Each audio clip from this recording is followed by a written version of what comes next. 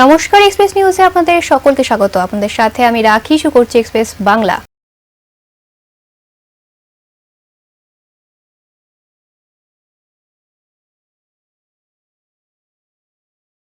পর্যটকদের জন্য সুখবর, দুর্গাপুজোর আগে খুলছে ভুটানের দরজা। অবশেষে করোনা পরিস্থিতি কাটিয়ে খুলতে চলেছে পর্যটকদের জন্য ভুটান সীমান্ত। আগামী 23 সেপ্টেম্বর থেকে খুলছে ভুটান গেট। ভুটান সরকারের তরফে এই নির্দেশিকা দেওয়া হয়েছে। পর্যটকদের জন্য কিছু নিয়ম বেঁধে দিয়েছে ভুটান। দেশে প্রবেশের পর কোয়ারেন্টাইনের কথা না বলা হলেও দিতে হবে সাস্টেনেবল ডেভেলপমেন্ট ফি। বিদেশি পর্যটকদের জন্য $65 থেকে $200 হবে মাথাপিছু প্রতি রাতের জন্য। বাংলাদেশ এবং ভারতীয় পর্যটকদের জন্য মাথাপিছু $1200 প্রতি রাতের জন্য ধার্য করেছে ভুটান সরকার। পাশাপাশি আগের মতোই মিনিমাম ডেইলি প্যাকেজ রেট নেওয়া হবে না। প্রথমে ভুটানে প্রবেশ করলে পর্যটকদের থেকে নেওয়া হতো দিন বাবদ কিছু টাকা, অর্থাৎ পর্যটকদের যতদিন দেশে থাকবে তা হিসেবে টাকা ট্যুর অপারেটরদের কাছে জমা দিতে হবে। এই নিয়মটি আর থাকছে না। বর্তমানে তার বদলে এসডিএফ অর্থাৎ সাস্টেনেবল ডেভেলপমেন্ট ফি সরাসরি ভুটান সরকারকে দিতে হবে পর্যটকদের। মেনে চলতে হবে কোভিড গাইড। হোটেল রেস্তোরাঁগুলিকে তাই বলা হয়েছে। সেই অনুযায়ী কর্মীদের প্রশিক্ষণ দিতে বলা হয়েছে। 2020 সালে করোনার থাবা পড়তেই বন্ধ হয়ে যায় ভুটান গেট। প্রথম অবস্থায় পর্যটক এবং পণ্য দুটিরই প্রবেশ বন্ধ ছিল। अभी आज ही में ही हम लोग को नोटिफिकेशन मिला है कि 23 सितंबर से टूरिस्ट के लिए भूटान गेट खुलने जा रहे हैं। बहुत ही खुशी है। आम जनता के मन में भी बहुत दिन से यही सवाल था, हमारे व्यापारी लोग के मन में भी यही सवाल था, कि सबके मन में सवाल था कि भूटान गेट कब खुलेगा। आज तीसरा साल चल रहा है, तो जिसके चलते काफ़ी बिजनेस व्यापार नुकसान हुआ। भूटान में भी काफ़ी नुकसान हुआ, इंडिया में भी नुकसान हुआ। लेकिन कोविड के चलते पूरा देश क्या पूरा दुनिया हिल गया था। अब धीरे धीरे सारे व्यवस्था ठीक हो रहा है। तो हम दोनों सरकार से निवेदन करेंगे, भूटान गवर्नमेंट से, इंडिया गवर्नमेंट से, सारे पदाधिकारी से, ये कोविड को पालन करते हुए, सिचुएशन को देखते हुए जल्द से जल्द कुछ नियम के तरह आइन के हिसाब से, अपना भूटान के आइन के हिसाब से भूटान गेट को खोले, पब्लिक को आने जाने दे, ताकि यहाँ का बिजनेस व्यापार ठीक ठाक हो। बहुत लोग यहाँ तो बिजनेस व्यापार बंद होने के चलते यहाँ से पलायन कर गए हैं। जैसे जैसे व्यापार खुलेगा सारे लोग उसी आस में बैठे हैं, तो धीरे धीरे अपना आएंगे, बिजनेस व्यापार करेंगे। फिर से हरियाली आएगी। पतझड़ हो गया था, फिर उसमें पत्ता लगेगा, बसंत आएगा, यही हम लोग आशा करते हैं।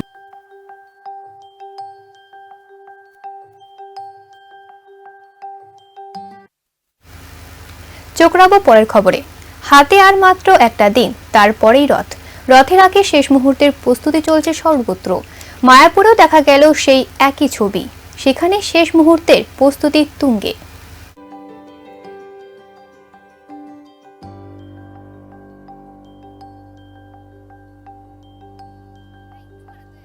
হাতে আর মাত্র একটা দিন, তারপরেই রথ। রথের আগে শেষ মুহূর্তের প্রস্তুতি চলছে সর্বত্র। মায়াপুরেও দেখা গেল সেই একই ছবি। সেখানে শেষ মুহূর্তের প্রস্তুতি তুঙ্গে। ইতিমধ্যে মায়াপুর ইসকন থেকে 3টি পৃথক রথ রাজাপুর জগন্নাথ মন্দিরের উদ্দেশ্যে রওনা হয়েছে।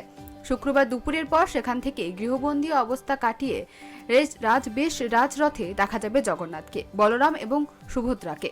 রাজাপুর জগন্নাথ মন্দির থেকে 3টি পৃথক রথ আসবে মায়াপুর চন্দ্রোদয় মন্দিরে। মাঝে মাত্র একটা দিন, তারপরে রথযাত্রার প্রস্তুতি ঠিক কতটা? রথযাত্রার প্রস্তুতির হিসাবে রথ ঝাড়মোছ পরিষ্কার হয়েছে। আগামীকাল গুন্ডিচা মন্দির, ভগবান যেখানে আসবেন তার চূড়ান্ত এবং প্রস্তুতি পর্বের পরিষ্কার পরিচ্ছন্নতা ভগবান শ্রী চৈতন্য মহাপ্রভু যেটা করেছিলেন। আজকে আমাদের মন্দির থেকে রথ ধোয়া পাকলা করার পরে ভক্তদের সাথে প্রশাসনের সহযোগিতায়, বিদ্যুৎ দপ্তর, মিডিয়া, এদের সকলের সহযোগিতায় রথ যাচ্ছে আজ এখান থেকে 5 কিলোমিটার দূরে জগন্নাথ রাজাপুরে। তার পরের দিন 1 জুলাই সকলকে আহ্বান জানাই, আমরা ঠিক 2টোর সময় রথের দড়ি টান দিয়ে জগন্নাথের শুভ জয়যাত্রা।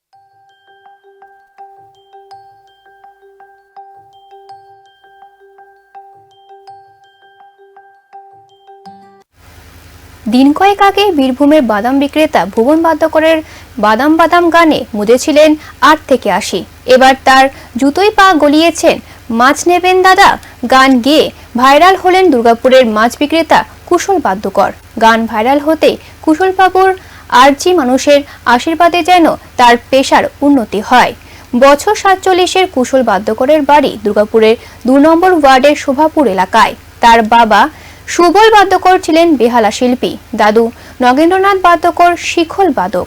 শ্রী সুমিতা দেবী বলেছিলেন কাঁচা বাদামের মতো তারও গান ভাইরাল হয়ে যাবে। প্রথমে কড়াইয়ে তেলটা দিবেন, তারপরে মাছগুলো ভেজে নেবেন, তারপরে কালো জিরে ফোড়ন দিবেন, আদা রসুন পেস্ট করে দিয়ে দেবেন। সবই কিছু নেড়ে চেড়ে জমিয়ে কষিয়ে পরে, সবই কিছু নেড়ে চেড়ে জমিয়ে কষিয়ে পরে সপরিবারে মিলে বসে খাবেন। মাছ নিবেন দাদা, মাছ নিবেন। কড়াইয়ে তেলটা দেবেন, তারপর ভালো করে ভেজে নেবেন। এরপর কালো জিরে ফোড়ন দেবেন, আদা রসুন পেস্ট করে দিয়ে দেবেন। সবকিছু নেড়েচেড়ে জমিয়ে কষিয়ে পরে সপরিবারে মিলে বসে খাবেন। মাছ নেবেন দাদা, মাছ নেবেন? এমন টাটকা তাজা মাছ কোথায় পাবেন? মাছ নেবেন দাদা, মাছ নেবেন? কুশল মাছওয়ালার কাছে মাছ কিনতে কিনতে ক্রেতার উপরি পাওনা সুমধুর কণ্ঠের গান। গান শোনাতে শোনাতে বিক্রি বেশ ভালোই হয়। আর ক্রেতার কথায় কুশলের কাছে মাছ কিনে ফ্রি পাওয়া যায় ওর সুমধুর কণ্ঠের গান, যা সকলের হেসেলকে বেশ মধুর করে তোলে। কুশল মাছওয়ালা অর্থাৎ কুশল বাদ্যকর আসলে কুশল মাছ বিক্রেতা ছিলেন না। করোনা কাল আর লকডাউন তাকে মাছ বিক্রেতা বানিয়ে ফেলেছে। আসলে কুশল এক বেসরকারি সংস্থার কর্ণিক ছিলেন। লকডাউনের জেরে সেই সংস্থা বন্ধ হয়ে যায় আর কাজও যায় তার। আবার কুশল সামাজিক মাধ্যমে ভাইরাল হওয়া সঙ্গীত শিক্ষাহীন গায়কদের মতো নন। তিনি রীতিমতো গানের তালিম নিয়েছেন, কিন্তু করোনা আজ তাকে মাছ বিক্রি করতে বাধ্য করেছে। আর কুশল মাছ বিক্রির সাথে সাথে গানের মধ্যে দিয়ে নিজের বিক্রি বাড়াতে চেষ্টা করেছেন। কুশল কাকু গান শুনে আমরা ছোট ছোট বাচ্চাগুলো সবাই মিলে গান শুনতে আসি। কাকু তো অনেক ভালো গান করে, খুবই ভালো লাগে। আচ্ছা, মাছ শুধু কি মাছ কিনতে আসা হয় নাকি গান শুনতেও চলে আসে কেউ কেউ? না না, মাছের সাথে গান শুনতে সবাই আছে। কেমন লাগে ওনার গান শুনতে? খুবই ভালো লাগে। স্থানীয় সূত্রে জানা গিয়েছে বছর 47-এর কুশল বাদ্যকর তার বাড়ি দুর্গাপুর 2 নম্বর ওয়ার্ডের শোভাপুর এলাকায়। পরিবারে তিনি ও তার স্ত্রী সুমিত্রা বাদ্যকর থাকেন। একটি মাত্র মেয়ের বিয়ে হয়ে গিয়েছে। আর বাবা সুবল বাদ্যকর ছিলেন বেহালা শিল্পী ও দাদু নগেন্দ্রনাথ বাদ্যকর শিখল বাদক ছিলেন। সেই সূত্রে কুশলবাবু ছোট থেকেই গান বাজনাতে আকৃষ্ট হন। প্রায় 10 বছর বয়স থেকে রেডিও টেলিভিশন থেকে শুনে শুনে গান শিখতে থাকেন। কীর্তন অনুষ্ঠানে গিয়ে কীর্তন শুরু করেন প্রথম জীবনে। পরবর্তীকালে লোকগীতিও শেখেন তিনি। এরপরে গান বাজনার জগৎ থেকে রুজিরুটি হতে থাকে। লকডাউনে গান বাজনার অনুষ্ঠানে ভাটা পড়তেই রুজিরুটির বন্ধ হয়ে যায় তার। সাইকেলে করে তিনি মাছ এলাকায় এলাকায় নিয়ে গিয়ে গ্রাহকদের আকৃষ্ট করতে গান গাইতেন। কুশলবাবু বলেন মাছ যাতে বেশি বিক্রি হয় তাই তিনি মাছ নিয়ে গাঁদ বেঁধেছিলেন এবং সেই গান গেয়েও ছিলেন 2 মাস। মাছ বিক্রি করার সময় ক্রেতাদের আকৃষ্ট করার জন্য গান শোনাতেন। এখন শুনছি আমার গান সামাজিক মাধ্যমে ভাইরাল হয়েছে। এখন আমি যেখানেই মাছ বিক্রি করতে যাই আমার গান শোনার জন্য ভিড় হয় বেশি আর বেশ ভালোই বিক্রি হয় মাছ। কুশলবাবুর স্ত্রী সুমিত্রা দেবী বলেন, আমি বলেছিলাম তোমার গানটা এত সুন্দর হয়েছে যে তুমি একদিন কাঁচা বাদাম গানের মতো ভাইরাল হয়ে যাবে।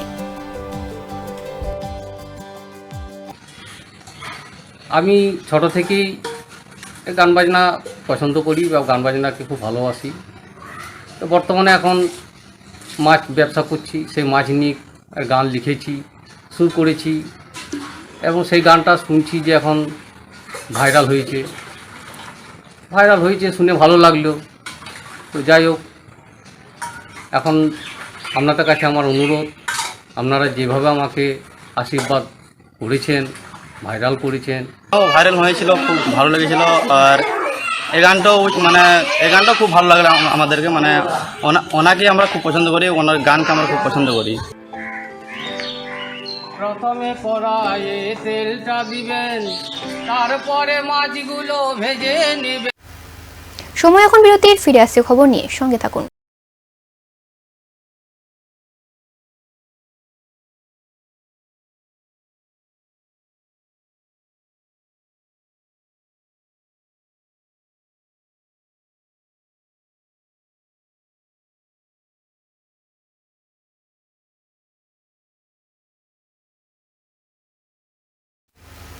ফিরে এলাম বিরতির পর। চোখ রাখবো পরবর্তী খবরে।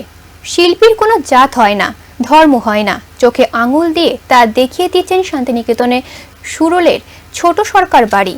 একঝাঁক মুসলিম সম্প্রদায়ের শিল্পীর হাতেই সেজে উঠেছে পরিবারের 350 বছরের পুরনো লক্ষ্মী জনার্দন মন্দির।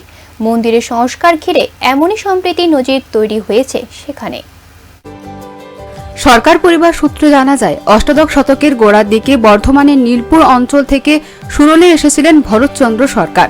তার পুত্র কৃষ্ণহরি সরকার ছিলেন ধার্মিক মনের মানুষ। জমিদারের পত্তন করার পাশাপাশি তিনি সুরল এলাকার টেরাকোটার কাজ করতেন। কয়েকটি বেশ মন্দিরও নির্মাণ করেছিলেন, তারই একটি লক্ষ্মী জনার্দন মন্দির। জানা গিয়েছে এই মন্দিরের গায়ে টেরাকোটার বিভিন্ন নকশা খোদাই করা ছিল, যা পর্যটকদেরও নজর কাড়ে। চিলিখালাম যুক্ত মন্দিরের প্রবেশ পথে দুই দেওয়ালের রামায়ণের নানা ছবি খোদাই রয়েছে। কোথাও কোথাও রয়েছে সেই সময়কার ব্যবসা বাণিজ্য নানা দৃশ্য। এছাড়াও মন্দিরের গায়ে ফুটে উঠেছে বিভিন্ন পৌরাণিক কাহিনী। কিন্তু দীর্ঘদিন ধরে রক্ষণাবেক্ষণ ঠিকভাবে না হওয়ায় মন্দিরটি জীর্ণ হয়ে পড়েছিল। টেরাকোটার ফলকগুলিও ভগ্নাবশেষ। ছোট সরকার বাড়ির সদস্যরা জানিয়েছেন, তারা সকলে মিলে এই প্রাচীন মন্দিরের ঐতিহ্য, শিল্প, সংস্কৃতি ধরে রাখতে সংস্কারের সিদ্ধান্ত নেন। সমস্যা হলো টেরাকোটার এহেন মন্দিরে সংস্কারের কাজ করবেন কোন শিল্পী? এই কাজে অভিজ্ঞ শিল্পী ছাড়া আর কেউ করতে পারেন না এমন শুষ্ক কাজ।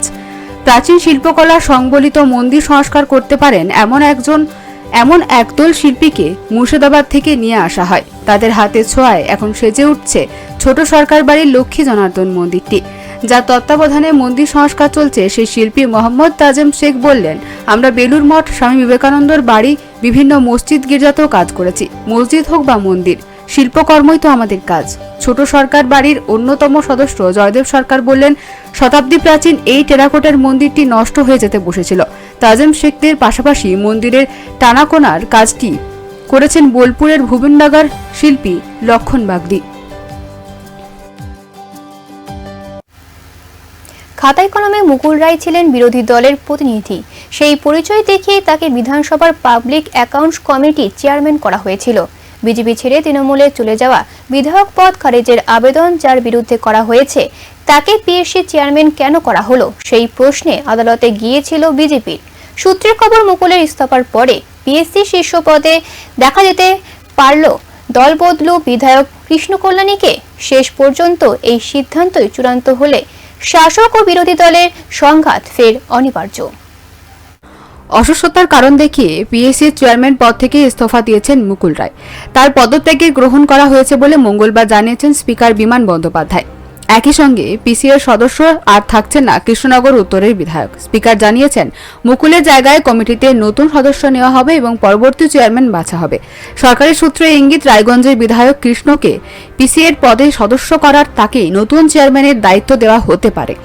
বিজেপির প্রতীকে রায়গঞ্জ থেকে বিধানসভা ভোটে জিতলেও পরে তৃণমূল যোগ দেওয়ার মুকুলের মতো তার বিধায়ক পদও দলত্যাগ বিরোধী আইনে খারিজ করার জন্য বিজেপির তরফে আবেদন জানানো হয়েছিল স্পিকারের কাছে। এবার মুকুলের মতো দল বদলে আরেকজনকে পিসিএসসি চেয়ারম্যান করা হলে তারা মানবে না বলে ইঙ্গিত মিলেছে বিজেপি পরিষদের দল সূত্রে। তৃণমূল পরিষদীয় দলের এক নেতার কথায়, বিরোধী দলের কোনো সদস্যকে পিএসসির চেয়ারম্যানের করাই রেওয়াজ। এই অনুযায়ী স্পিকার নিশ্চয়ই সিদ্ধান্ত নেবেন। বিধায়ক কৃষ্ণ এদিন রায়গঞ্জ থেকে কলকাতায় রওনা হয়েছেন। পিএসসি নিয়ে এই মুহূর্তে তিনি কোনো মন্তব্য করতে চাননি। কৃষ্ণ বললেন, এই ব্যাপারে স্পিকার ঘোষণা করবেন। নতুন চেয়ারম্যান কি হবে তা নিয়ে স্পিকার বিমানবাবুও মন্তব্য করতে চাননি। তিনি এদিন বললেন, এখনও এই বিষয়ে সিদ্ধান্ত নেওয়া হয়নি। আগে পিএসসির সদস্য নিতে হবে, তারপর চেয়ারম্যান করব।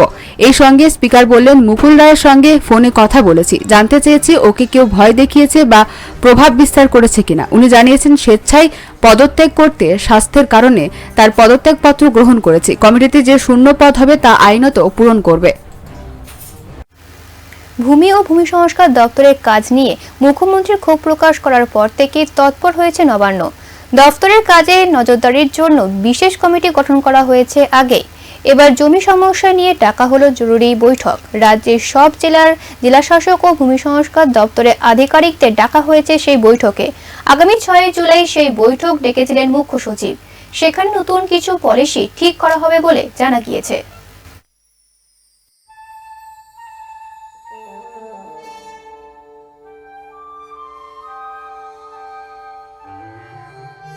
জুন মাসে এক প্রশাসনিক বৈঠক থেকে মুখ্যমন্ত্রী মমতা বন্দ্যোপাধ্যায় জমির মিউটেশন সংক্রান্ত সমস্যা নিয়ে সরব হয়েছিলেন।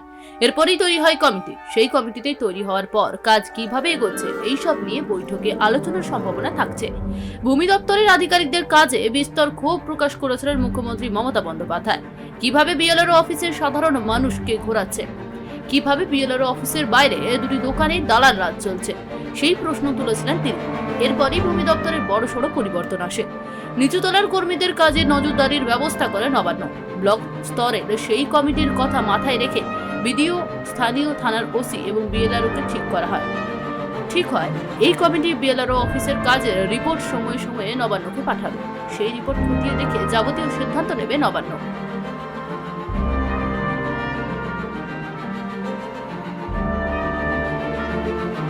উল্লেখ্য, এতদিন পর্যন্ত মুখ্যমন্ত্রীর কোনো প্রশাসনিক বৈঠক ভূমি দপ্তরের কোনো আধিকারিক থাকতেন না। তবে মঙ্গলবার এক বিশেষ নির্দেশ এসেছে নবান্নর তরফ থেকে। বুধবার পূর্ব এবং পশ্চিম বর্ধমান জেলা থেকে প্রশাসনিক বৈঠক করেন মুখ্যমন্ত্রী মমতা বন্দ্যোপাধ্যায়। ওই বৈঠকে ভার্চুয়ালি সব জেলার জেলা পরিষদের সভাধিপতি, পঞ্চায়েত সমিতির সভাপতিদের থাকার নির্দেশ হয়েছে। প্রতিটি জেলার ব্লক ডেভেলপমেন্ট অফিসার এবং জেলা শাসকদের ভার্চুয়ালি উপস্থিত থাকার নির্দেশ দেওয়া হয়েছে এবং ভূমি দপ্তরের নজর দেওয়া হয়েছে বলে নবান্ন সূত্রে খবর।